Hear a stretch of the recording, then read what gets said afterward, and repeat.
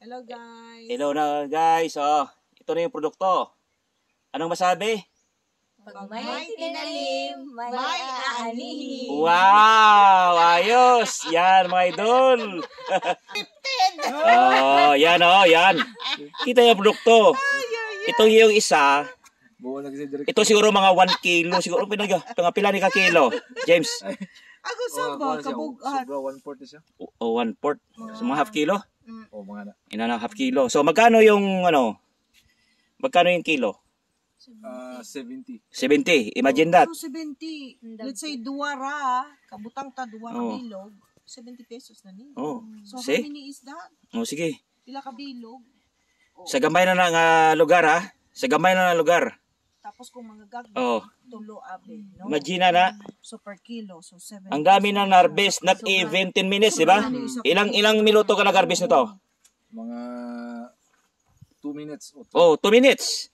So sa 2 minutes, ilan tayo? Mga siyam. Hindi, ilang ano na to? Pesos. Pesos, oh. 40? 40 o 50? Oh, 40. So sa, let's say 2 minutes, 50. So sa half an hour na harvest, ilan yon? Dami no? Say mag 1 hour na harvest, ilang ano yan? Ha? Mag 1 hour na harvest, pag marami tayong tanim yan, 1 hour na harvest. Kwarta? Kwarta, pira, di ba? Oh. Oh, yan na dito sa, ano, Camotes Island, ha? Yan, oh, tingnan nyo. Yan, square meter pa yan, mga 20 square meter. Oh, Sa maliit lang. So maliit lang to. Oh, sige. 20 square meter lang. Oh, 20. Oh, see, what if Okay, ilan yon? Sa ilang area lang tinanim? 20? 20 square meter. By 20? 20. Oh, by 20 by 20. Hindi. 20 na? 20. 20, oh, 20 square meters. So imagine that, nakaprodukto na ng ganito. Kunti lang yan. Sa nakita nyo mga kanina. Oh, ito, pakita ko. Maliit lang. Oh, maliit lang na porsyon ng lupa. Di imagine, kung itaniman natin hanggang dulo, hanggang dyan, magkano na yan? Si James, naiyawan na James, ilang ano na yan? Ilang piraso na yung ano mo? Kung dyan oh, hanggang dyan, hanggang dulo. Marami na. Oh, yan ang Times 10 mo to. Times 10 to. 10 times 10. 10 times 10. 100. Oh, 100 kilos. 100 kilos. Isang Oras. Hindi. Isang anihan lang. Isang anihan lang. Oh. Nandiyan na si manager. Yan.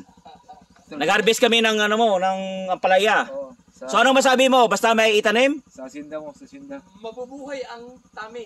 Tami.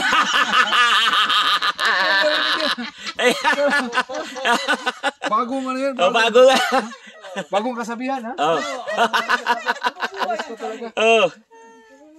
So yan mga idol ha. Akala ko mabubuhay yung kabit. Matabuhin ang gamit. Okay, yan ang mga idol. Kailangan konting sipag, wag yung It's really good. paano lang, Kung kaisa ba bludging, tamad-tamad. Oh. Sige, sige. So, tingnan nyo yan. Susarap. Mostly no, di ba pa? Oh, maliit lang. Amo lang ni, kagamay. Oh, kung nakuha, oy! Kujud kay. Grabe, oh. Para sa Oh. Oh, ang litson, oh. Sige, mamaya may litson. Ilo ba? Para bakulod. Bakulod. Oo, bakulod. Okay na magkaon. Kapit na. Oh, hapit na yung litson daw. Nauna pa yung ampalaya. Mo nagkit-kit to. Okay mga idol. Magsipag ha, magsipag. Huwag patamad-tamad. Para may ano tayo. May kabuhayan. May kabuhayan.